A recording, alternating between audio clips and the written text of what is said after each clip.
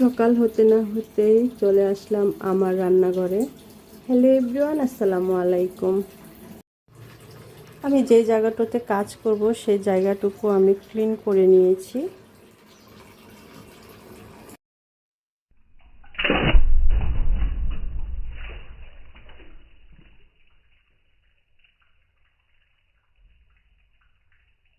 আজকে আমি রান্না করব মাসকলার ডাল। তার জন্য আমি মাসকলার ডালগুলোকে ব্লেন্ড করে নেব। আমি ডালগুলো ঢেলে দিচ্ছি, চাপাটা লাগিয়ে দিয়ে এখন স্টার্ট করব।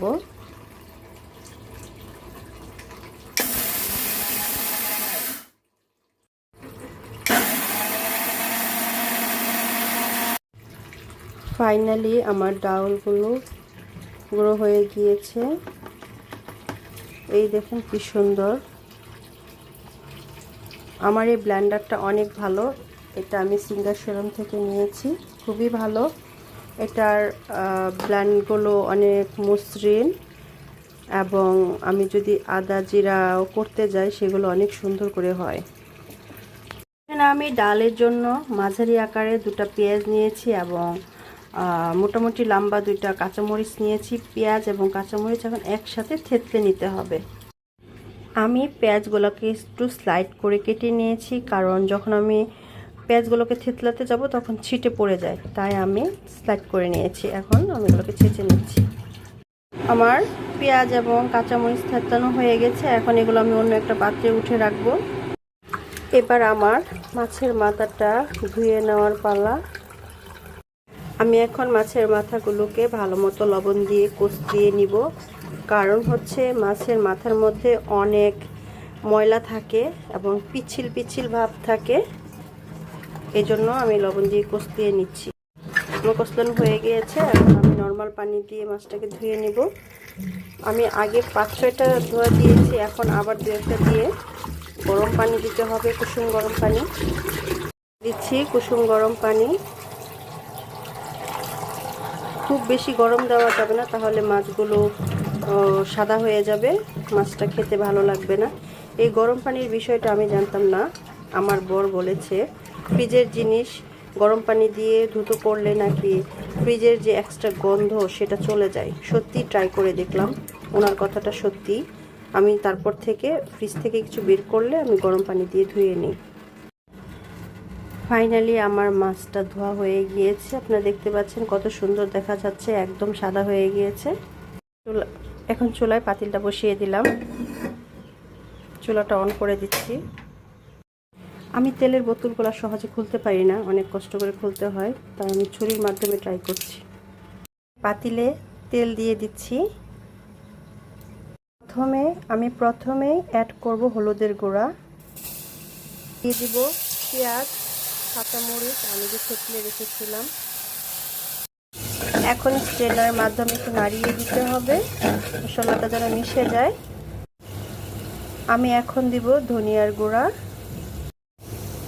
মরিচের গুঁড়া এবং লবণ।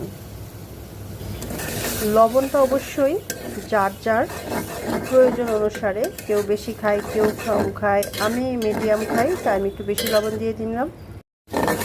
আমার মশলাটা অলরেডি কষানো হয়ে গিয়েছে। এখন আমি অ্যাড করব মাছের মাথা।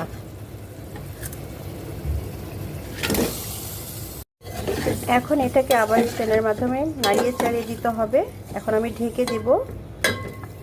এই পানিটুকু শুকানোর পর আমি পুনরায় আরেকটু গরম পানি দিব। আমি এখন ঢাকনাটা খুলে দেব।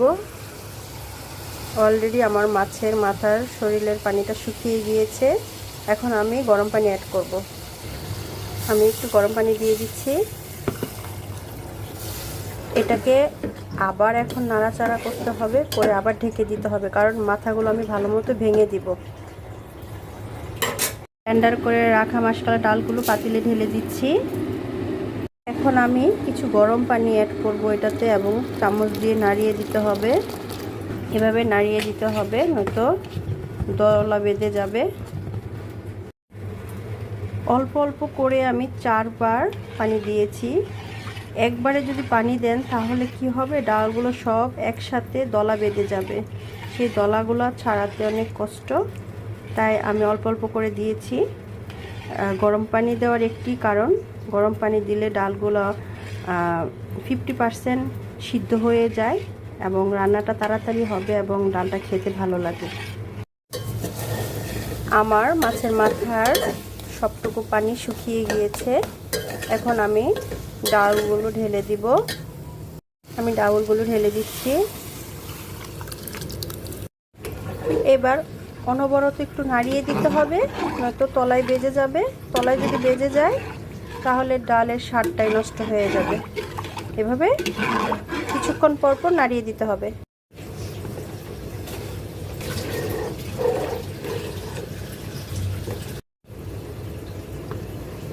আমার ডালের বলক চলে আসছে। এখন চুলাটা কমিয়ে দিতে হবে একদম। যেগুলো উপরে উঠেছে এগুলো এভাবে স্ট্যানার দিয়ে ভিতরে দিয়ে দিবেন। ফাইনালি আমার ডাউল রান্না করাটা শেষ। আমি চুলাটা বন্ধ করে দিয়েছি।